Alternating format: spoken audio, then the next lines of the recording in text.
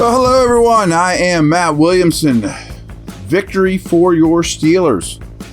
And I thought this was a really impressive win. I know the Bengals aren't what they used to be without Burrow, no Higgins, all that. I predicted a Steeler win in a similar fashion. But still, it's a division game on the road, a game you had to have. And some things didn't go your way for a while. And you still had a pretty dominant performance, in my opinion. I thought this was a pretty dominant game on both sides of the ball.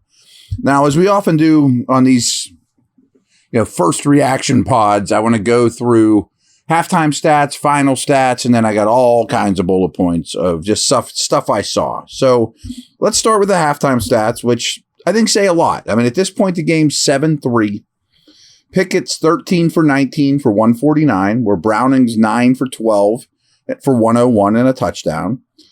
Ja'Marr Chase at this point has 3 targets, 2 catches, 42 yards, but his catch was deflected and kind of bounced right to him. Like, I don't blame the cover guy, Porter, by the way, who did a yeoman's work against Ja'Marr Chase. That's how yeoman's work's the right word, right? I think so. At this point, Freiermuth has 7 targets, including the first catch of the game right up the seam. I mean, it was almost like, I shouldn't say this, but kind of a giving the finger to Matt Canada almost, like Freiermuth's underused, middle of the field's underused, boom, first row is going to be there down the seam, big gain. But he has 5 for 88 going into the half. I mean, a huge story here with Freiermuth. Pickens only had 1 target, caught it for 5 yards at this point. Najee was 7 for 46. With some impressive power runs. I mean, at the half, the Steelers had 221 yards. I mean, how often have we said that in the last couple of weeks or last couple of years? Since he had 98. They had 80 rushing yards for just 12 for the Bengals at this point, averaging 6-1 a play versus 4-9. 10 first downs versus 5. They were 3 of 9 on first downs at that point, but since he was 0 for 4. 1909 of time of possession and 36 plays compared to 1051 and 20 plays. You know how much that makes me happy. I mean, I love that. I mean, that's exactly what this team needs to do. Both teams had punted 4 times. The Steelers had 1 turnover at this point since he had 0. And some of my notes at the half were Tomlin's playing this extremely conservative, which I understand. You have no respect for the opposing quarterback.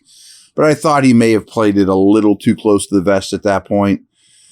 I thought, there was a special teams penalty. There was 2 bad punts that went into the end zone. Not awful punts, but that wasn't great.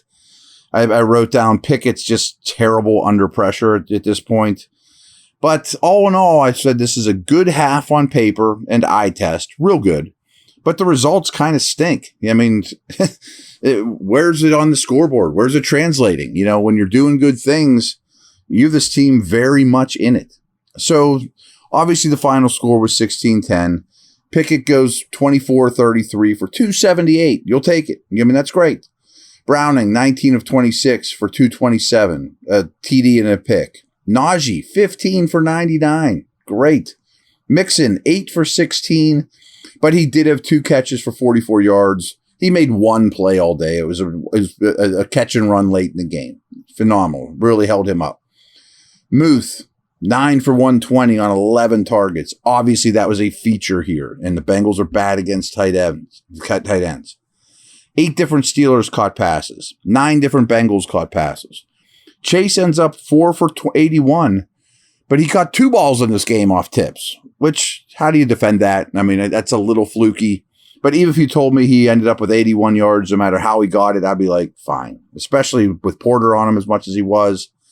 Steelers had 22 first downs compared to 10 for Cincy.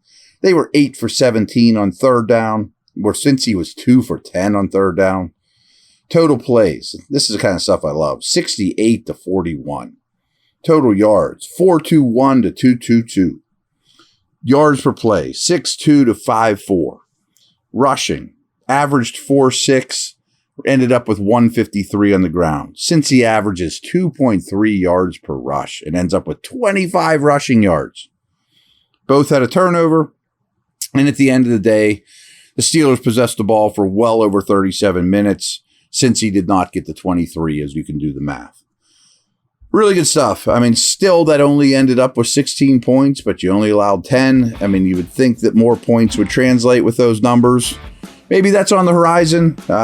We'll see. Lots of nuggets here that are more opinion than numbers. I will be back in a moment.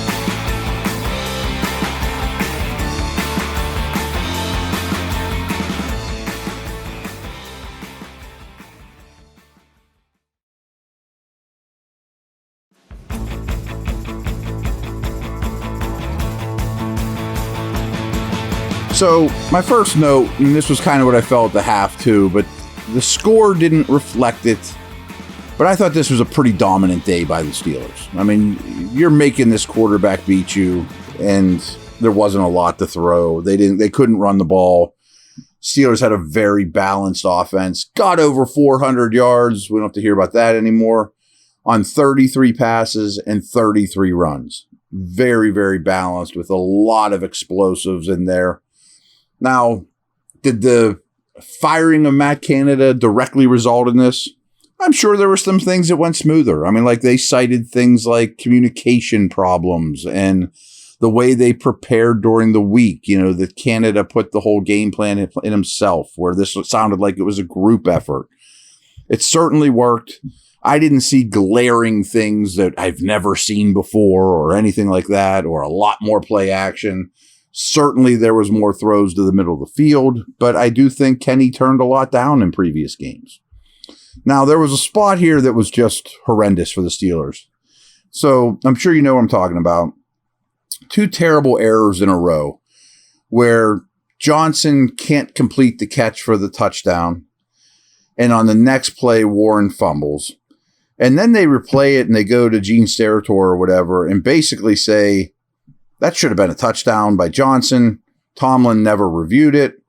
And then Johnson on the Warren fumble, I don't know if he thought the thing was being reviewed or he just didn't feel like doing anything to try to pick it up. He just stands around. 2 horrendous football plays by everyone involved, but especially Johnson twice, Warren, and Tomlin. And I thought there, like, wow, that little section there could keep this team in it, and you should have been put. And otherwise, frankly, I looked at it more the other way. If either Johnson completes the catch or Tomlin reviews it and it gets called a touchdown, it might just be smooth sailing at that point, to be very honest with you. I mean, the way these two teams are playing, the Steelers were the much better team. And at that point, I just thought, man, this could be close to over if they, and there's some hindsight there. Pickett was really good in this game, very encouraging, except for when under pressure. I mean, there was some flat out blitzes where he was under pressure, was dirting it, throwing in the seats, still tends to escape to his left a little bit more than he should. That's a tendency everyone's going to pick up on if they haven't already. But was poor under pressure. They showed the numbers, but it wasn't all the way through. I'll look into that more. But he's got a no interception streak now of 208 passes, and that's phenomenal. I mean, he's not turning the ball over, and the middle of the field passing was really, really good in this game. He threw a lot of good balls. More often than not, I thought he looked very much in command. So great game by Pickett. Ends up with a 97.8 passer rating. I can take or leave passer rating. Game ball to Najee Harris too, though. I mean, talk about running hard and violent.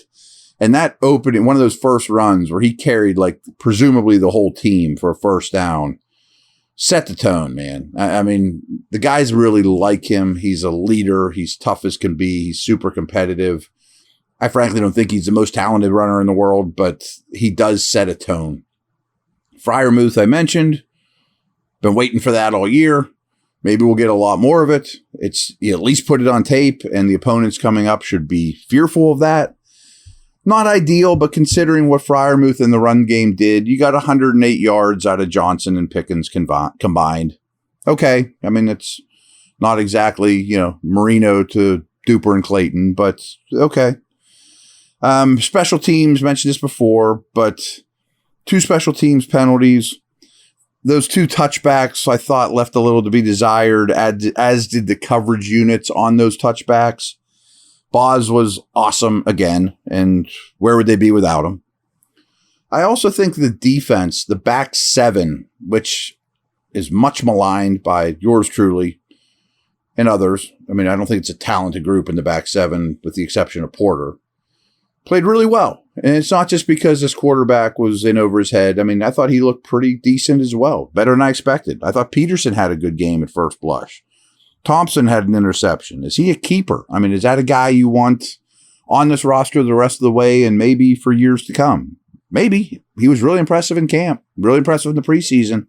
You got Minka returning to this unit. So things are starting to shape up a little bit on the back seven, where I thought it was close to disaster. TJ Watt, another big performance. I thought there were some stretches he was quiet, but I mean, 2 more sacks to his season total. He forced a fumble.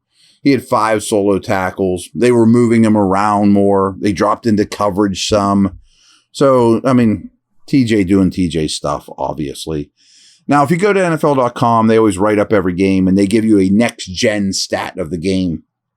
And according to them, Joey Porter lined up across from Jamar Chase on 24 of his 28 routes, while pressing Chase on 10 of those routes. I mean, pressing Jamar Chase is dangerous detail.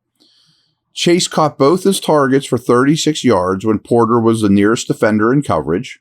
But again, some of those were tip balls, with both receptions coming in man coverage in tight windows. So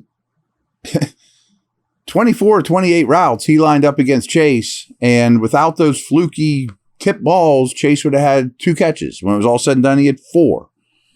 You'll take it. I mean, Chase is a top 5 receiver all day long. And that was one of the things that scared me most about this game was, okay, Porter looks like a star in the making, and boy, does he ever now.